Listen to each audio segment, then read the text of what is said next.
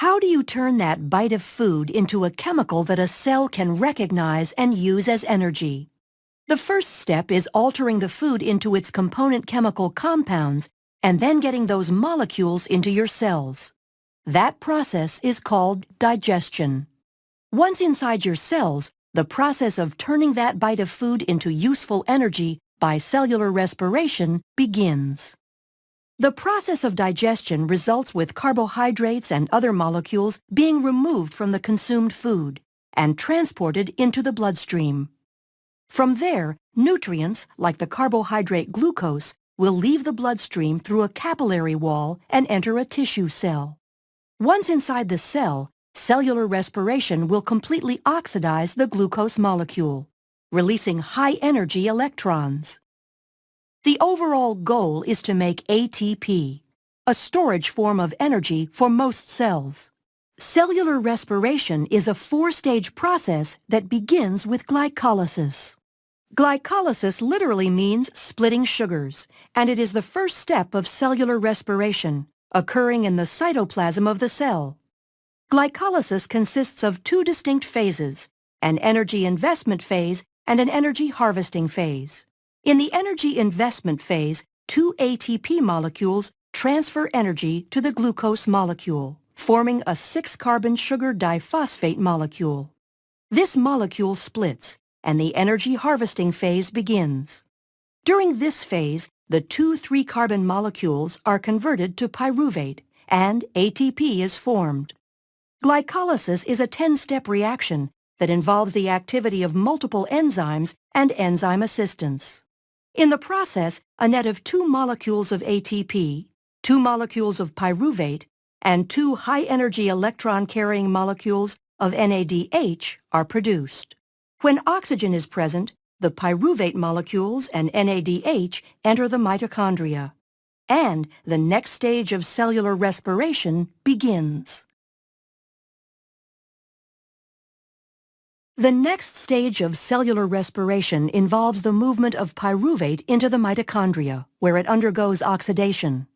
Each pyruvate molecule is converted into a compound called acetyl-CoA. In the process of pyruvate oxidation, electrons are transferred to NAD, producing NADH, and a carbon is lost, forming carbon dioxide. The next stage is the citric acid cycle, also called the Krebs cycle. Here, acetyl-CoA will bind with a starting compound called oxaloacetate, and through a series of enzymatic redox reactions, all carbons, hydrogens, and oxygens in pyruvate ultimately end up as carbon dioxide and water. The pathway is called a cycle because oxaloacetate is the starting and ending compound of the pathway. For every glucose that enters glycolysis, the cycle completes twice, once for each molecule of pyruvate that entered the mitochondria. During pyruvate oxidation and the citric acid cycle, a net of 8 NADH, 2 FADH2, 2 ATP, and 6 CO2 are produced for each glucose molecule. In order to understand how the majority of the energy is produced by aerobic respiration, we need to follow the NADH and FADH2 molecules to the next stage, the electron transport chain. The electron transport chain is a series of membrane-bound carriers in the mitochondria that pass electrons from one to another. As the electrons are transferred between the membrane proteins, the cell is able to capture energy and use it to produce ATP molecules. Proteins in the chain pump hydrogen ions across a membrane. When the hydrogen ions flow back across the membrane through an ATP synthase complex, ATP is synthesized by the enzyme ATP synthase. Oxygen acts as the terminal electron acceptor. By accepting electrons, oxygen is reduced to form water, a byproduct of the electron transport chain.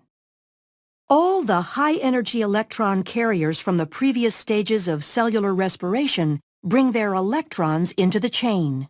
From this, the bulk of ATP from the entirety of cellular respiration is produced. A net of 32 to 36 ATP. In summary, we have seen how the 4 stages of cellular respiration are responsible for converting the energy found in the glucose molecule into ATP, the energy battery of the cell.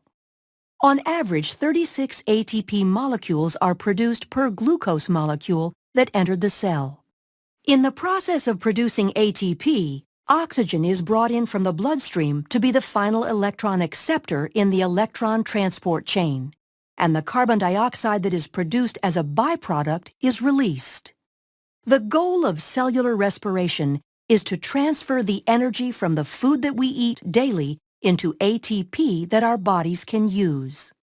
This process starts with the eating of a snack or meal and ends with capturing the energy from the complete breakdown of the nutrients into energy and carbon dioxide.